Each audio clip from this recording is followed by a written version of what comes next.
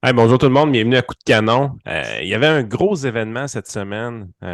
Puis vous voyez, on a un invité avec vous, là, on va vous le présenter, inquiétez-vous pas, mais JP voulait qu'on en parle, puis moi aussi, je voulais qu'on en parle également. On va vous présenter même des petites vidéos de ça. C'est un gros événement pour les canonniers. Ça fait quelques années qu'ils font ça. Mais honnêtement, j'y ai assisté pour la première fois comme parent. C'était vraiment cool. C'était vraiment cool. Grosso modo, là, ils appellent ça la remise des casquettes.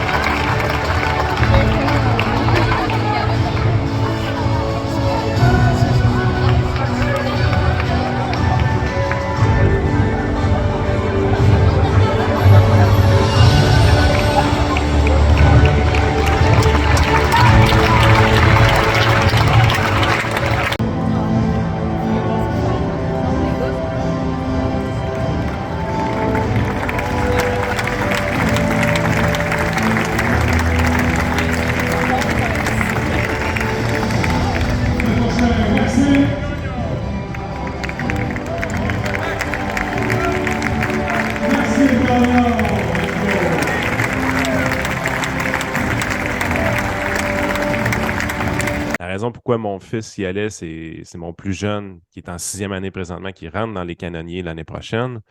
Mon plus vieux y est déjà. Et il s'est fait remettre sa casquette par un joueur finissant du programme. Donc, JP, sérieusement, c'était honnêtement, là, j'ai passé une belle soirée, première des choses. Puis explique-nous un peu, vient d'où cette idée-là. Puis en plus de ça, il faut le dire également, il y avait un match de midget 3 tout de suite après. Canonnier 1 versus Canonnier 2. Donc, on était vraiment dans une position où est-ce que c'était une soirée de balle qui était juste parfaite. Je pense que tu avais l'air d'un gars qui avait du fun. Je pense que tu as eu du fun, mais tu veux-tu nous parler un peu plus de cette soirée-là? Ah oui, c'est ça. Effectivement, c'est une de mes belles soirées de l'année. Là. Il y en a plusieurs dans la région, des belles soirées, là, mais quand il y a 5000 personnes pour venir acclamer David Lowe, notre prochain invité, ça, c'est une belle journée aussi. Mais effectivement, là, fait que le point 1 de cette soirée-là, c'est on salue nos finissants du sport-études en leur remettant un petit souvenir. Puis on les présente à l'avant, un par un. On prend un petit 15-20 secondes là, avec une photo avec tous les coachs. Ça, c'est vraiment intéressant. Puis le petit ajout qu'on a fait depuis quelques années, c'est que les sixième années sont présentés puis ils reçoivent leur casquette officielle du programme. Ils peuvent s'acheter des t-shirts puis plein d'autres affaires là, à Baseball 360, mais la fameuse casquette bleu poudre officielle, c'est nous autres qui la contrôle. Donc, c'est remis par un Swan R5. Donc, il y a un beau geste. Hein? Puis Swan R5, là, il se sent hot et fier de remettre ça aux plus jeunes. Les plus jeunes disent un jour, ça va être moi. Puis il y a un mix d'émotions. Hein? Quand tu es un parent de sixième année, ils disent un jour, mon fils va être grand de même. Quand tu es un parent de son R5, déjà fini. Mon fils était petit de même avant. Donc, il y a une espèce de beau mix de fierté. Comme tu as dit, on conclut ça avec nos matchs midget 3, les 1 contre les 2. Ils jouent seulement une fois dans l'année. C'est un match pointé que ça compte, ça s'appelle le Baseball Québec. Chaque match, chaque équipe joue un contre l'autre. C'est ces matchs-là pointés qui comptent pour le classement du championnat provincial puis savoir les poules. Donc, tu sais, c'était les gros lanceurs qui lançaient le gros line-up, qu'on peut dire. Là, puis ça a fini 7-4, un super bon match, même si les deux sont l'équipe 2. Là. Donc, belle soirée pour le baseball et pour le sport études. Puis je me doutais que tu n'en parlerais pas, mais honnêtement, tu as fait vivre un petit moment le fun dans les estrades, JP, parce que c'était l'entrée de ton fils dans Ah le oui, programme de sport-études. ah oui. Fait qu'on on peut se douter que le moment que c'est venu de lui donner la casquette, t'avais les yeux mouillés un petit peu, je pense. Oh, oui, c'est sûr. On se s'occuper des enfants de tout le monde, dont David dans le temps. Mais oui, effectivement, c'est un petit moment que je ne savais pas comment j'allais réagir. Mais oui, il y a un petit peu d'émotion, mais c'est correct. Ainsi est la vie. Mais c'est sûr que oui, après 23 ans, que c'est un de ceux-là, c'est ton fils. Puis donc, effectivement, c'est un beau petit moment.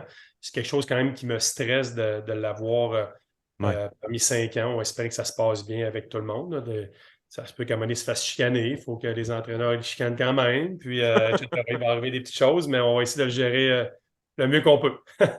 Yes, fait que là, on va passer au moment principal du podcast. Vous l'avez vu, là, on est avec David Glaude, joueur des Capitales. Commencer à connaître un peu le principe. On va revenir sur sa carrière. On va partir de très loin. C'est un podcast qui est de plus en plus écouté par les joueurs des canonniers aussi. Quand on va dans des événements, justement, comme cette semaine, on s'en rend compte. Il y a des joueurs qui l'écoutent. Fait que de revenir sur les moments du baseball mineur de ces joueurs-là qui sont carrément des vedettes pour eux aujourd'hui. Ben, je trouve que c'est quand même de quoi de le fun. Fait que JP, tu disais que tu avais quoi, 10 pages de notes pour David ou quelque chose? Oui, effectivement.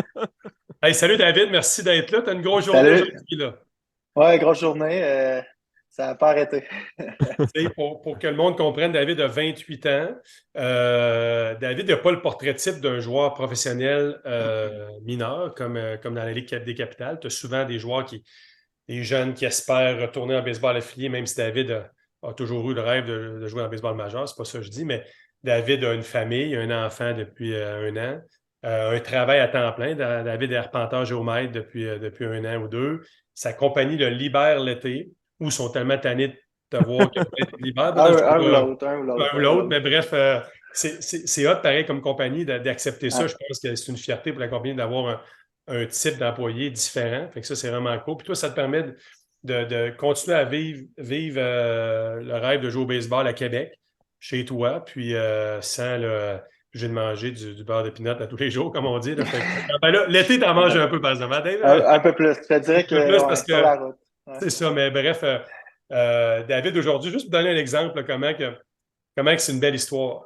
Je vais en parler quand il était plus jeune, mais aujourd'hui, David, ce matin, il y avait des rencontres à la garderie Ouais. pour que son petit garçon rentre l'an prochain à la garderie. Par la suite, tu allais passer un examen d'arpenteur géomètre. C'est-tu à l'examen final? C'est quelque chose de même, David? Dans le fond, c'est les examens de l'ordre. Fait que j'avais un OK. examen lundi, un examen mardi, puis aujourd'hui, c'était 1 heure, c'était un oral sur un travail pratique que j'ai fait. Hein, donc, Ouais. ensuite de ça, accepte de passer au podcast. Ouais. BP avec les capitales dans une demi-heure.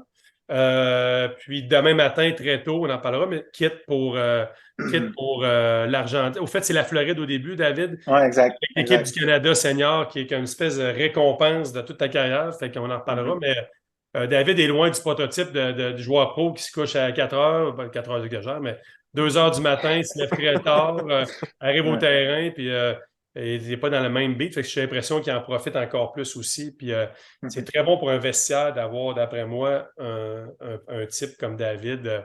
Il était très, très bon pour un vestiaire il y a 3-4 ans, c'est pas ça que je dis, mais dans un contexte différent aussi, peut-être que il y a des choses plus graves que 0-3, d'après moi aussi, puis ça relativise Oui. la carrière assurément. Fait que, OK, évidemment, le but, c'est de te faire parler, David. C'est pas moi qui parle, mais je vais quand même expliquer que un de tes seuls défauts, David, c'est que tu es né à Montréal. Non, c'est pas vrai, c'est pas vrai. OK. Je fais des blagues. Je suis toujours taquiné avec ça, David, Ah, mais je sais. Je David est né sais. à Montréal, puis à Ouais. l'âge de 10 ans, tu es déménagé à Québec. Ouais. Tu as toujours été un très bon joueur de baseball, très bon défensif. Mhm. Mais tu as souvent été un petit peu plus petit que la moyenne. Tu es late, les fameux late. Hein, il me semble que Yann, c'est Mhm. juste les late qu'on évite dans notre podcast, mais c'est pas un critère de sélection. Mais l'image, l'histoire est belle, comme tu dis, Yann. David oui, a fait des équipes d'élite, mais quand il était le temps de faire, l'exemple, le midget 3, David n'a pas fait le midget 3 parce qu'il n'était pas assez fort physiquement. Il était quand même bon en plus, là, mais Mhm. à l'époque, il y avait une option qu'on pouvait offrir à toi qui était le midget espoir, qui était comme entre le midget 3 et le bantam 2A. Mhm. Donc, je pense que ça, dans le portrait global du développement de David, ça a été très bon. Après ça, il a fait midget 3. Puis là, à partir de là, je pense, physiquement, tu as rattrapé tout le monde. Là, il est devenu un des meilleurs joueurs au Québec pendant quelques années amateurs, là, avec les Diamants, puis toute cette Mhm. équipe-là. Puis, c'est quand, David, que tu as. Y a-tu un moment donné que tu t'es senti frustré d'être un peu plus petit que les autres? Tu l'as-tu senti? Y a-tu un moment donné que tu as senti ça ou pas? Jamais?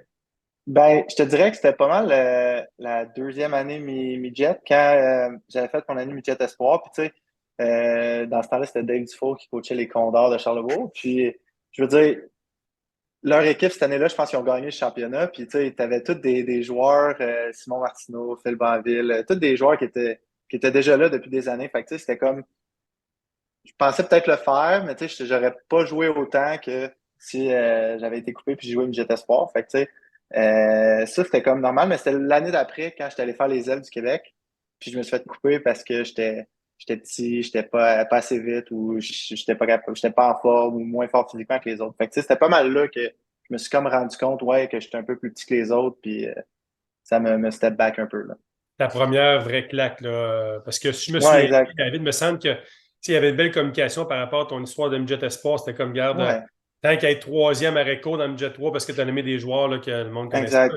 Tu viens d'être à Reco numéro 1 dans Midget Espoir, qui était une bonne décision. Mais là c'était vraiment on te coupe des ailes qui est maintenant l'ABC, t'es pas assez bon. Ouais. C'était. Ben, exact. Tu sais, Dave me l'avait dit. Il avait dit, tu sais, j'aime mieux que tu sois l'arrière partant pour toutes les games, puis tu lances le dimanche, que Ouais. tu sois le troisième, quatrième joueur d'infield, puis tu joues dans le champ gauche, puis ça, de temps en temps, tu joues dans l'infield. Là. Fait que c'était parfait pour ce moment-là, mais c'est vraiment l'année d'après là, que ça fait une petite claque. Là.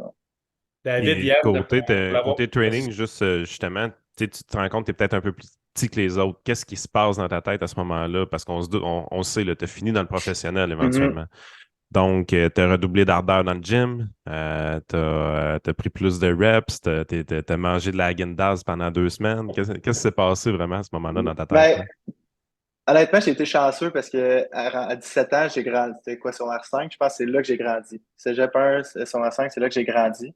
Puis oui, physiquement, j'ai commencé à être un peu plus grand, un peu plus fort, tout. Mais tu sais, j'ai toujours été le gars qui, dans les pratiques, je prenais les reps, puis tout. Salle de muscu, j'ai pas été le plus assidu, je te dirais, pour pas mentir, là, mais non, c'est sûr que le reste, baseball-wise, j'ai toujours été là, je travaillais fort dans les pratiques, dans les games et tout. Là, Tu faisais tes affaires en muscu, effectivement, mais ouais. ton extra, tu l'as fait beaucoup là, en frappant les balles, Exact. en attrapant. Tu sais, il fallait Mhm. toujours qu'il attrape déroulant, puis quand il y avait 5 minutes, là, tu sais, ça aussi, c'est des choses qu'on j'ai l'impression de répéter avec nos invités, mais à un moment donné, il n'y a pas de recette miracle. Là. Je veux dire, tu sais, si Nicolas Deschamps est bon dans le professionnel, ben, c'est parce qu'il était toujours en train de frapper des balles ou attraper ou faire de quoi. Exact. Là. Donc, fait que ça, puis moi, une des choses, on le voit encore présentement, puis ça serait facile de dire, ah, c'est beau, je l'ai assez fait, c'est que tu es un passionné de baseball. C'est ça Oui. que tu joues encore, hein, c'est pas pour l'argent, c'est pas pour, tu sais, tu sais, fait que c'est Non, c'est vrai. vraiment l'amour du baseball, tu as l'impression Mhm. d'être heureux. C'est sûr que c'est vraiment que si tu te ramassais à Chicago tout seul, pas à la maison, tu jouerais peut-être plus, évidemment. Tu as la chance d'avoir une Mhm. équipe à domicile. Non, exactement. Exactement. C'est vraiment pas pour le salaire qu'on joue.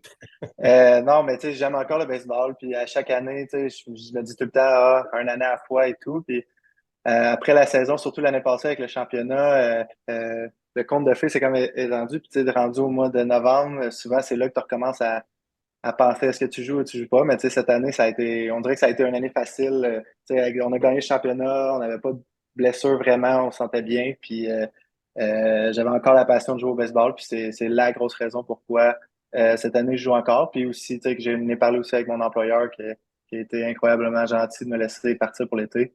Fait que Ta j'ai blonde aussi, j'adore. voilà, est en congé maternité, mais elle Ouais. est aussi, donc, tu sais, ça fait aussi, si elle recommençait à travailler le 8 mai à temps plein, 40 heures semaine, peut-être que là, papa, il aurait fallu qu'il soit un peu plus à la maison, là, mais je pense que le timing est Non, bon.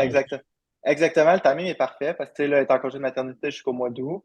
Puis cette année, elle aussi, ça lui tentait de venir sur la route. Fait que, tu sais, comme la semaine passée, on était à New Jersey puis à Ottawa. Fait qu'elle a suivi. Puis, tu sais, même les voyages qu'on va faire à New York, Ottawa, tout, elle vient avec Justin et tout. Fait que ça va être un été vraiment le fun.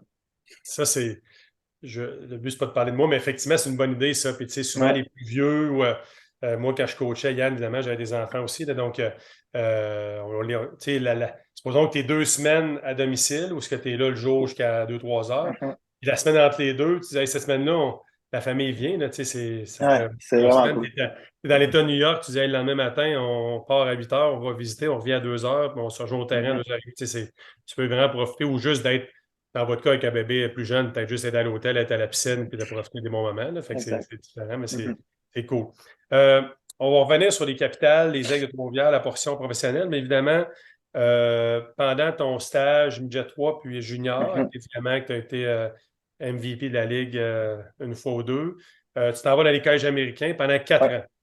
Ouais, ouais. Euh, la première année, tu vas à Monroe College, Yann, Monroe College, le coach en chef à l'époque, qui est encore impliqué d'ailleurs, là, mais c'est un ancien joueur des Capitales qui s'appelle Louis Melendez, qui venait toujours à chaque hiver recruter des gars. Il y en a un petit peu moins depuis une année ou deux.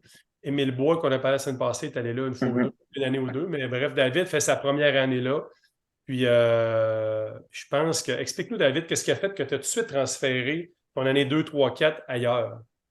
Ben, c'est un peu un genre de timing un peu, là, tu sais, j'avais aimé ma première année à Monroe, mais tu sais, je m'avais pas bien intégré, tu sais, j'avais de la misère beaucoup à communiquer en anglais, puis souvent, tu sais, on était 4 Québécois, mais le reste de l'équipe, c'était du monde qui venait de la République dominicaine, de Puerto Rico. Fait que, tu sais, on se parlait comme deuxième langage tout. Puis j'ai quand même la misère à m'intégrer un peu là-bas.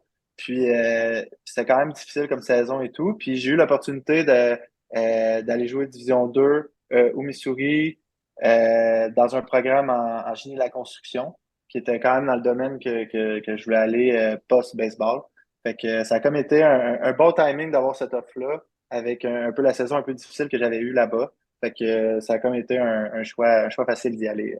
Fait que je comprends que ton métier d'arpenteur, tu l'as appris dans le fond du temps que tu jouais de baseball Division 2 au collège aux États-Unis. Ben, exactement, exactement. J'étais allé plus en génie de la construction, puis quand je suis revenu au Québec, c'est là que j'ai comme plus tourné vers l'arpentage. As-tu eu à faire beaucoup de cours au Québec pour finir ton Il a fallu que métier? je refasse un deuxième bac. Un deuxième bac. OK. Un deuxième bac, oui. Ouais, c'est ça. Ouais. Ça arrive. Probablement que, si tu avais resté dans le domaine de l'ingénierie, David, il y aurait peut-être eu quelques cours crédités, mais finalement, tu as décidé de prendre un planteur, je pense. Exactement, exactement. Si j'avais décidé d'aller en génie civil, il aurait fallu soit que je fasse les 13 examens ou que je fasse le bac au complet, mais tu sais, je pense que je me faisais créditer un genre de 5 cours, là. OK. C'était pas beaucoup, là. Yann, puis David, il le sait, là, mais tu sais, les universités style Concordia, McGill, Ottawa, c'est un peu plus facile. Puis Ouais. même voir, et souvent, ils créditent une grosse partie des bourses. L'Université Laval ou slash l'Université francophone, c'est plus compliqué. Donc, Mhm. si on Ouais, tente de faire exactement. un plan de match avec les gens, à part tout ce qui est administration, ça, c'est comme international, fait que c'est plus facile, mais tout ce qui est un peu plus compliqué comme génie, quoi que ce soit, il faut prendre un plan de match. Puis une question peut-être Exactement. un peu indiscrète. On parle de Division 2. Souvent, on n'est Ouais, pas full scholarship en Division ouais. 2.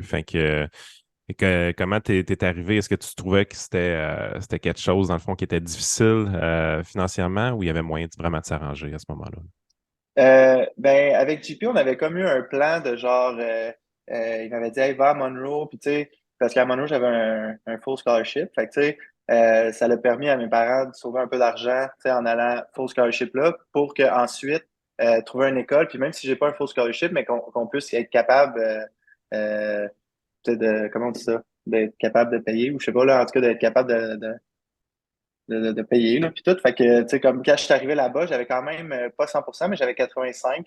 Ah, c'est bon. Il est Ouais, très bon. exactement, je pense. Ouais, ok, excellent. Je pense que je payais 1005 par session. Fait que c'est un peu comme à l'université ici. Fait que tu sais, Effectivement. c'était parfait. Puis en Division 2, j'avais réussi aussi à avoir un meal money. Fait que tu sais, il m'avait donné une genre de carte de crédit prépayée de l'école là, que je pouvais manger et tout. Là. Fait que ça revenait quasiment à un 100%. Là.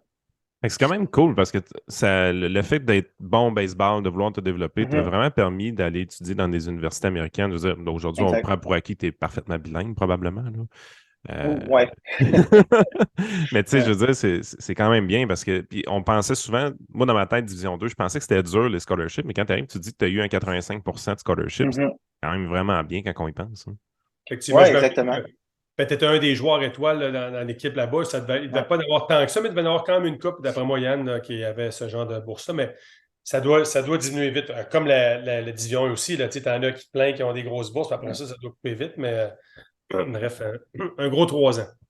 Exact. Puis tu sais, comme de ce que j'ai compris aussi, c'est que, mettons, moi, j'allais dans une école publique. Fait que tu sais, les écoles publiques, ceux qui viennent du Missouri, ben ça coûte pas, mettons, 15 000 par session à aller étudier. Tu sais, ça coûte comme 1000, 2000. Fait que souvent, c'est plus les joueurs en dehors de l'État qui vont recevoir des grosses bourses Ouais. dans les écoles. Ben comme nous, c'était beaucoup du monde de l'Oregon, Washington, Californie qui venaient jouer au Missouri dans la division qui avait des gros scholarships. Puis ceux qui venaient de l'État du Missouri, c'était comme plus ils étaient bons, c'était des bons joueurs dans notre équipe, mais il y avait des moins gros pourcentages de scholarship parce que eux autres, ça leur coûtait pas cher à aller à l'école. Ah, c'est ça. Mhm. C'est comme gérer une masse salariale, que ce soit Patrick Exactement. ou les Capitales ou les Canadiens. Lui, OK, il est peut-être pas si bon que ça, mais il me coûte rien. Je dépense mon argent. Fait que c'est Exact. intéressant. Une belle petite business dans Mhm. Puis le sport. comment tu as trouvé Ouais. la vie au Missouri, Ah, c'est honnêtement? ça. Honnêtement, j'ai trouvé ça bien. Tu OK. sais, je veux dire, c'était quand même calme, là. Il n'y avait pas trop de fêtes ou des affaires comme ça. Puis la vie, elle se passe bien. J'ai jamais eu de peur de me promener n'importe où, à n'importe quelle heure. Le monde sont très chaleureux, très gentils. Puis j'ai vraiment adoré. Puis on était à 45 minutes de Kansas City. Fait que ça m'a permis d'aller voir les Chiefs, d'aller voir les Royals, de faire mon petit tour là-bas aussi. Là. Fait que c'était fun. Ah, c'est cool. Eh bien, Yann, David a eu quand même eu quelques bonnes saisons. Des saisons de 16 circuits d'année, 10 une autre année, 74 points produits, donc 10 circuits, Ouais, 74 points produits. Ça, c'est beaucoup en tabarouette. L'année que, David, que tu es deuxième équipe d'étoiles de tout le pays ouais. en Division 2 NC, ça, c'est l'année 2 ou l'année 3? Ou l'année 1? C'est l'année 3 techniquement, genre mon junior year qui appelle. Là. Et Fait que c'est mon l'année de tes année 10 3. circuits, 74 points produits? Ouais, exact. C'est quand même pas pire ça, pareil. Hein? Ça a été une très bonne saison. Tu sais. On avait une grosse équipe. On est allé au Regional cette année-là. On a perdu à cause de quelques petits pépins, mais quelques blessures. Mais ouais, c'était une grosse année. Puis c'est là que pas le rêve de jouer dans le baseball majeur est apparu, mais on dirait que c'était ce moment-là que ça a comme fait un peu plus d'espoir. Là. Je suis Ouais. meilleur que juste être bon joueur Exact. au Québec, puis je me compare à Mhm. tous les Américains. Pour avoir jasé un peu avec toi ces années-là, je pense que tu te faisais approcher un peu par les équipes, là, puis tu Ouais, sais, tu espérais te faire repêcher un peu, là, comme on parlait, Yann, la semaine passée, là, les P.O. Boucher, puis ces gars-là, ils espèrent se faire repêcher. Tu étais dans ces discussions-là, toi aussi, à ce moment-là. Hein? exact. Il y avait les Rays qui m'avaient fait un BP après la saison. Quand même un gros talk. Là, tu sais, c'était pas juste le scout régional qui était venu, il appelait ça un cross-checker. Qui est Cross-checker, comme, c'est gros, ça. ouais, non, c'est ça qui était venu, qui m'avait parlé, il m'avait beaucoup aimé. Je pense que honnêtement, ça a été mon meilleur BP de l'histoire. Je pense que batte de bois, je frappais des circuits au champ opposé dans le BP que je frappe même plus en ce moment. Là. Tu sais, je frappe jamais de bon dans le BP, mais cette journée-là, ça avait vraiment bien été tout. Puis j'avais fait aussi un petit camp d'entraînement, un try-out avec les Phillies après la saison. Fait que tu sais, là, puis les scouts, ils me parlaient quand même pas mal, puis tout, mais tu sais, la journée de la draft, silence radio, fait que tu sais, je savais que j'allais pas me faire repêcher, là. Mm. Parce qu'au moins, tu as J'ai quand même cru un peu, là. oh, ouais, tu y as cru, puis Ouais. comme Yann disait un peu à ta manière ou à la sauce Mhm. de Québec, ben, tu y goûtes présentement dans un Ouais. autre. Yann, je t'explique l'arrivée de David dans le baseball professionnel avec la Ouais. Ligue Can-Am ou la Ligue Frontier mais présentement. Et j'étais là. Donc, j'étais un peu T'étais coach, hein? responsable. T'étais coach. J'étais Ouais, coach, t'es c'est ça, coach. cette année-là. Donc, en 2017, David finit sa carrière. Ce qu'il faut savoir, là, c'est que les camps d'entraînement, de l'exemple des capitales, est du 1er au 15 mai. Mais David, à ce moment-là, lui, complète son année, son université qui arrive le 25, le 1er juin, peu importe. Donc, d'arriver et de tasser quelqu'un, c'est un petit peu, c'est pas évident. Patrick Savigny savait très bien qu'il y avait David Lowe dans les parages. C'était un candidat à faire. C'est sûr que quand un gars vient d'une grosse division 1, des fois, tu ne te questionnes pas, tu dis, gars, je le prends. Un des deux, ça dépend toujours un peu du joueur, comment il va s'adapter au niveau. Bon, peu importe. Puis, mais ça embarque. David, tu arrives dans un mauvais timing aussi. Facile à dire après, on aurait dû le prendre Ouais. quelquefois. Ah Puis, ben, ouais. David a dû se le dire quelques fois aussi, mais ça revient, Yann, un petit peu à l'histoire de Pierre-Luc Laforêt, Mhm. que Michel Laplante avait dit non, non, est-ce que j'ai pas de place pour toi? J'ai Patrick Scalabrini qui est là. Éric Gagné qui avait appelé Michel qui avait dit non, regarde, présentement, je ne mettrai pas tel puis quel gars dehors. Ça fait 4 ans qu'ils sont là. Fait que c'est un petit peu ça. À ce moment-là, le joueur que David aurait pu déplacer, c'est Lachlan Fontaine, qui était un joueur qui était là depuis quelques Mhm. années, qui était apprécié, qui était un peu quasiment le centre, même si c'est un joueur recru, un peu le centre des Latinos, des Québécois, c'est un Canadien, il était vraiment gentil et piqué dans la communauté, Mhm. toujours oui. Donc, c'est un petit peu difficile à dire. Je le sais que dehors, ça fait quasiment 3 ans qu'il est là pour un gars qui arrive. Donc, tu sais, il faut faire attention à ça comme coach. Encore une fois, c'est facile à dire. Puis, tu sais, Ouais. peut-être qu'une semaine plus tard, il aurait pu avoir un blessé en bac. Mais à ce moment-là, David avait remplacé 3 matchs quand même. Ouais. Mais bon, le timing était pas bon.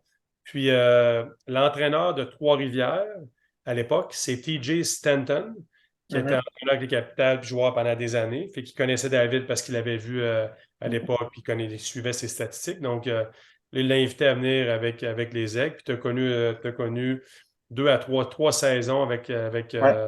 Trois-Rivières. Très, très bonne quand même. Hein? Ouais. Non, c'est ça, exact. Ben aussi, tu sais, oui, il y avait la Fontaine, mais il y avait aussi, pendant le camp d'entraînement, Ottawa avait coupé Phil Craig Saint-Louis. Ouais. Puis un gars de Gatineau, Ottawa l'avait coupé. Puis Pat l'avait pris, puis je pense qu'après un mois, quand je suis arrivé, il frappait comme 400, 420. Fait que, tu sais, ça n'avait aucun bon sens. Tu sais, il y avait aucun. Tu sais, je le savais qu'il n'y avait pas de place pour l'instant. Fait que c'est là que j'ai fait les démarches. Tu sais, oui, je connaissais TJ. Fait que j'avais pas son numéro de téléphone. Fait que j'avais comme envoyé un courriel. C'était René Martin. C'est ça, René Martin? Ouais, René Martin, le DG. Fait que j'avais envoyé un petit courriel. Puis TJ m'avait appelé le lendemain. Puis il m'avait dit, hey, on a une blessure, viens à Trois-Rivières. Puis je suis arrivé à Trois-Rivières, j'ai pas joué la première game, puis après ça, j'ai joué tout le reste de l'année. Ouais. Le timing était pas bon à Québec, mais à Trois-Rivières, Ouais. il est excellent. Ouais, puis tu as eu des très bonnes saisons à Trois-Rivières. Ouais. Tu étais versatile, tu l'as encore aussi. Tu es plus basé au deuxième but, mais tu Ouais. t'es promené au deuxième but, au champ, troisième but. Donc, pour un joueur recru, on sait les règles, là, Yann, dans ce genre de ligue-là. Donc, c'était Québécois qui n'avait pas beaucoup à Trois-Rivières, qui vient de la NCA, donc habitué de jouer à tous les jours. Là, souvent, donc ce rythme-là, même si le rythme est vraiment plus difficile parce que là, c'est les meilleurs, l'autobus, etc., mais tu avais quand même une base qui était attirant pour les Aigles. Donc, tu as fait quelques années là-bas. Puis je pense qu'après quelques années avec ta femme, achat de maison, enfant, je pense que tu avais demandé, si je ne me trompe pas, là, un échange, là, je pense, c'est ça? Oui, exactement. Ben, j'étais juste en fond après la saison 2019, là, avant la pandémie. Les Aigles, il y avait comme eu des petites rumeurs que c'était comme dans le temps que l'avenir des Aigles n'était pas sûr. L'avenir de TJ avec les Aigles aussi était comme pas très sûr non plus. Puis Vraiment. c'est ça, comme tu as dit, l'achat de la maison. Puis là, c'est pas que j'étais tanné de voyager à Trois-Rivières, mais je me disais que là, il me reste pas 5-6 ans à jouer encore. Fait que je me suis dit que ce serait le bon moment de faire le move et aller jouer à Québec. Avec TJ, j'avais une très bonne relation. Puis il a compris, puis il m'a échangé à Québec. Ça y a fait, je sais, ça y a fait chier sur le coup, mais point de vue humain, t'es gentil, puis il m'a échangé à Québec. Ça se fait, c'est ça se fait pas dans les Canadiens, ça, là, ces genres d'échanges-là, mais Non. ce genre de ligue-là, tu rends ton monde heureux, c'est payant pour plus tard. Puis à ce Mhm. moment-là, je pense, faut se rappeler, là, c'est drôle parce que vous jouez ensemble, là, mais Ouais. vous avez échangé les deux joueurs vedettes. David Lowe contre TJ White, bang! Mhm. On l'oublie parce que là, il y a eu la pandémie, puis il n'a pas joué, puis le Team Québec, ça, Mhm. mais c'était quand même une grosse échange pareil, là. Ben, ça avait jamais été arrivé, je pense, dans la Ligue Frontier, dans les Canades, un échange Une comme ça. vraie échange, là. Puis une vraie chance. Souvent, c'est comme un joueur contre des considérations futures, puis là, ça se transforme, mais une échange un pour un avec deux joueurs, deux joueurs, c'est rare. Puis on a gagné le championnat ensemble l'année passée.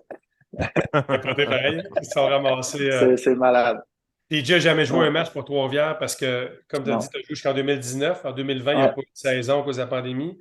En 2021, c'est l'année de Team Québec. Ouais. Exact. Toujours sur la route. Vous venez jouer quelques matchs ici. TJ n'est toujours pas Ouais. dans les parages. TJ avait joué au Mexique, si je ne me trompe pas.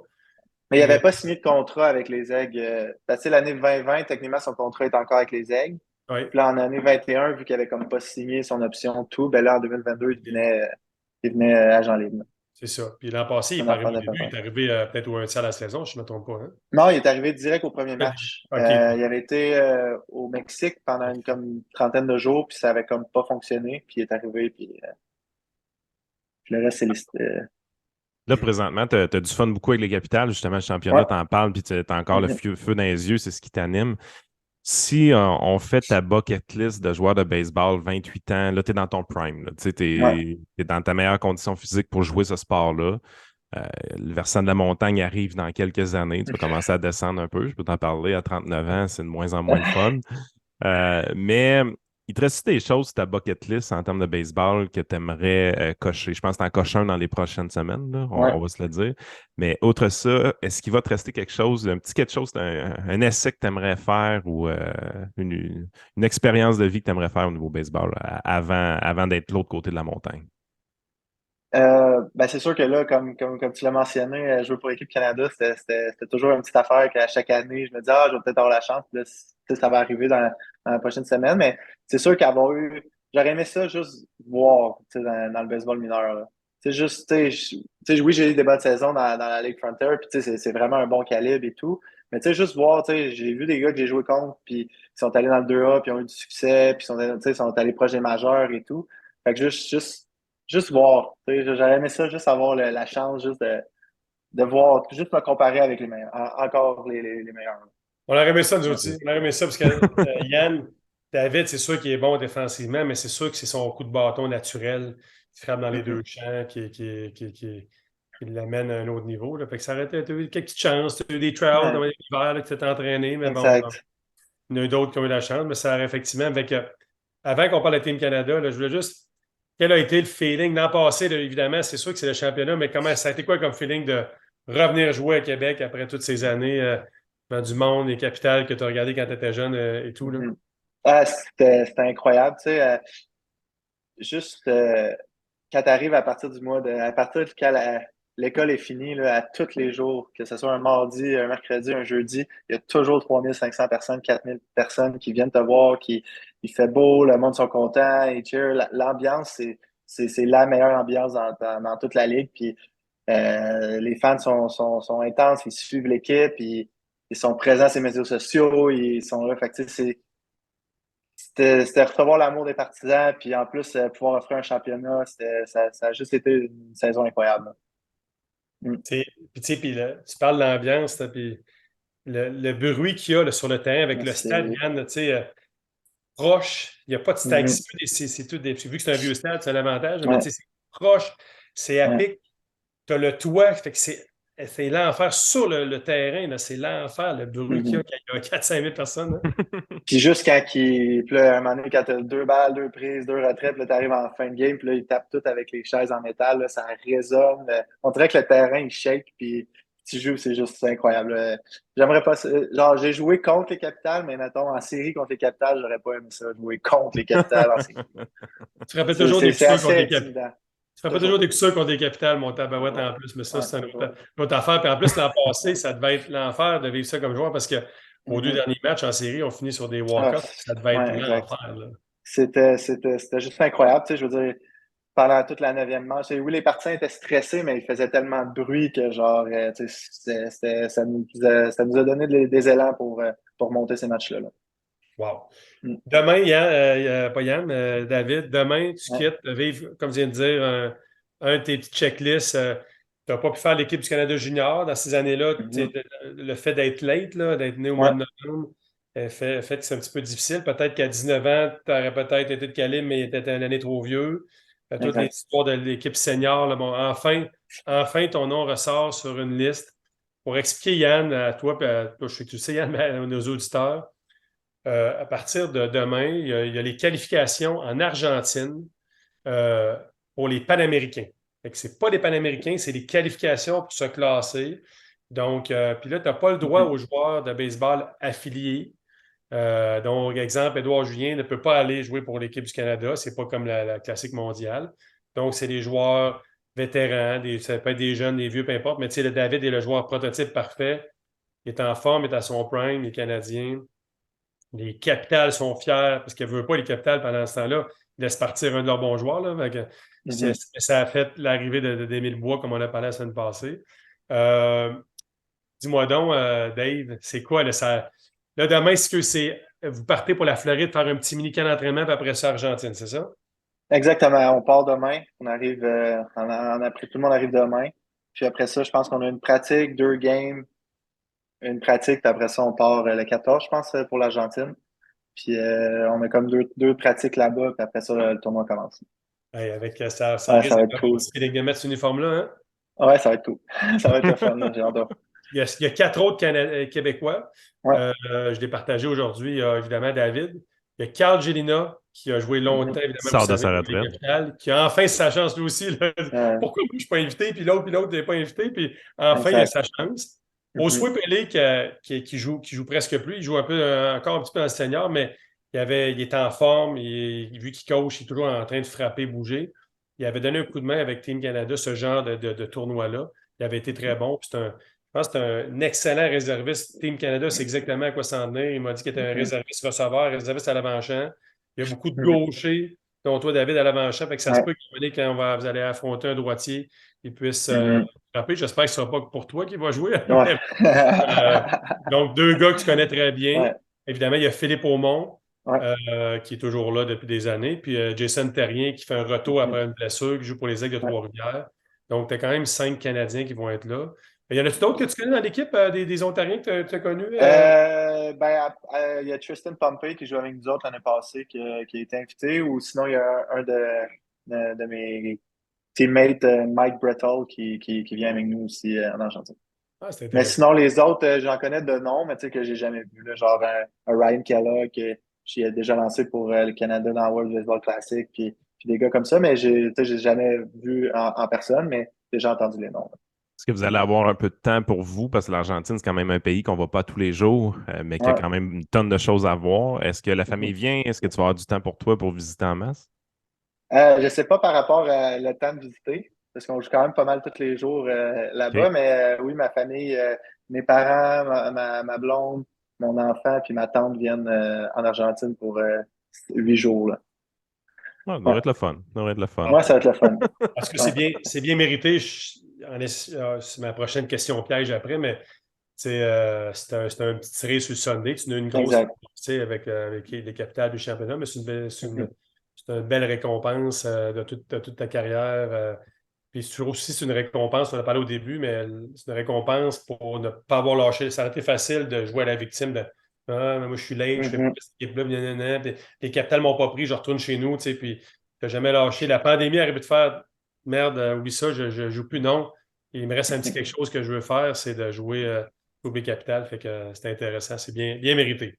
Fait que c'est Merci beaucoup. deux questions pièges, Yann. Ça faisait longtemps que Ok, j'avais pas vas-y. les questions pièges avant que tu aies au BP, avant que Patrick te fasse faire des push-ups pour être en retard. Euh, euh, il reste combien d'années à jouer au baseball, là? Un année à la fois. Oh. C'est la réponse la plus politique que je peux te donner. Mais il en reste moins qu'il en restait. Là. Mais comment tu te sens physiquement encore pour le Physiquement, baseball? physiquement, mentalement, ça va bien. C'est juste pas le temps, mais genre où je suis rendu professionnellement puis familialement aussi. Là. Ben, Je suis rendu dans un moment de la carrière que c'est, oui, une décision de la mienne, mais aussi une décision familiale. Là.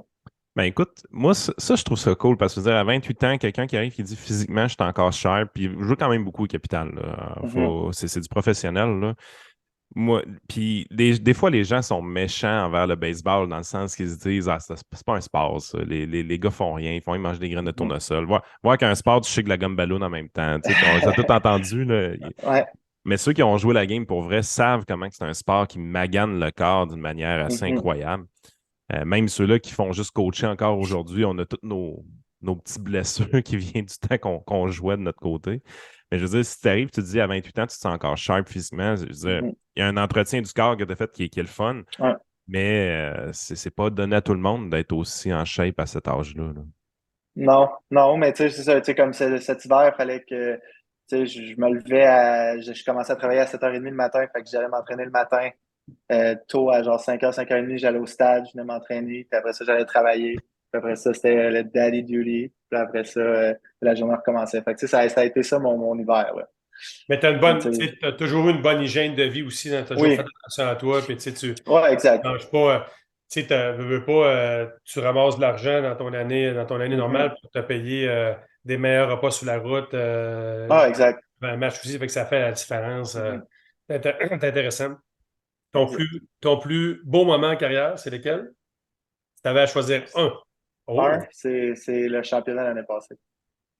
Ah, c'est cool. C'est avec, tu sais, avec Équipe Québec, tout ce qu'on est arrivé, on a travaillé fort, on était sur la route longtemps, on est revenu à Québec, c'était hot, puis tu sais, on a perdu en demi-finale. Puis là, l'année d'après, quasiment la moitié de l'équipe, on est revenu avec, on a pallié quelques nouvelles additions, puis tu sais, on avait tellement une belle chimie d'équipe, on allait tout à la guerre ensemble, puis le championnat, ça a été juste la cerise sur le gâteau. Là. Mm. Intéressant. Moi, c'est tout, Yann. C'est intéressant parce que là, je regarde l'heure. Là. Ah oui. Faut pas que je revienne un peu. On continue encore un 15, mais je sais que tu es peut-être même 2 minutes en retard, mais Ah, c'est pas grave. tu diras que tu diras que c'est de ma faute. Peut-être pour une fois, ça va passer, que ça soit de ma faute. Au pire, il y a une preuve Pas de trouble. vidéo dimanche Ouais, pour t'aider. parfait. Hey, Merci David. Excuse, vas-y, Yann. ouais, c'était super intéressant, sérieusement. J'aime. JP a pris un angle pas pire avec le podcast. Il nous fait rentrer vraiment dans votre tête ce que vous avez vécu. Vous autres, je pense, ça amène Mhm. un petit côté peut-être nostalgique aussi de votre côté. Mais je me mets tout le temps dans la position d'un des kids qui est présentement en secondaire 2, en secondaire 4, qui voit un peu les parcours que vous avez eus, qui voit les expériences de vie que vous avez eues aussi, d'aller au collégial, certains d'aller dans les niveaux professionnels. Ben, honnêtement, j'ai l'impression que ça leur donne vraiment un sens un peu à ce qu'ils font présentement avec les canonniers. Tu sais, les kids travaillent fort, ils jouent tous les jours, ils ont leurs défis de leur côté, chacun de leur bord puis de l'autre, mais des fois, tu dois te chercher un peu aussi, dire hey, pourquoi je fais ça au juste? Pourquoi je me fais un cul à faire mes positions de base comme du monde? J'ai mal aux cuisses, aujourd'hui, ça ne me tente pas, peu importe. Mais quand tu vois des gars qui ont eu un certain succès, puis que le baseball leur a servi à aller chercher des expériences de vie vraiment tripantes, là, tu sais, quand on a eu des Michel Laplante qui nous parlaient de son petit bout dans les pays asiatiques. Après ça, Scal avec l'université à Hawaï, des choses comme ça. Toi, tu arrives, tu nous parles du Missouri. Je veux dire, quel Québécois va penser aller vivre au Missouri si ce n'est pas à cause du baseball? Là, tu sais? Exact. C'est quand même le fun de nous faire vivre ça au travers de ces podcasts-là parce que je pense que pour les kids, ça leur donne une orientation puis un sens un peu à ce qu'ils font dans leur sport-études. Ça permet aux fans du baseball dans la région, dans la province, de connaître un peu plus en détail ces gars-là aussi. Fait que, merci, David. Merci beaucoup. Bon Merci match pour dans le l'invitation. froid et la pluie, mais écoute, Ouais, c'est ça. Cette semaine, c'est ça. Hein? exact. Puis comme Pat dit, l'été s'en vient. On va finir par l'avoir. L'été s'en vient. Il commence à plus le croire, mais c'est pas grave. Il dit, ouais, c'est ça. À un moment donné, il y a une petite séquence de chaleur. Fait que là, les nouveaux joueurs qui sont pas habitués à Québec vont dire, bon, enfin, ça existe la chaleur. Exactement. Il n'y a pas personne qui a demandé d'échange encore, non? Pas pour l'instant? Non, pas encore. Pas par rapport à la température, non. OK. Salut, bye. Good. Salut. Salut, merci beaucoup. Bye. Bye bye.